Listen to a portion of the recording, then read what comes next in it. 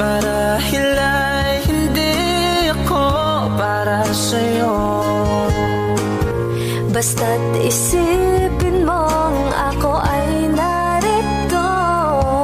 Bakit ba ako ay iiwan? Ano ba ang pagkakamali? Sana ay sabihin sa akin nang malaman ko ang sanhi. I'll keep on loving you kung sadyang di ako ang sigaw at tibok ng puso mo. Mabuti at nalaman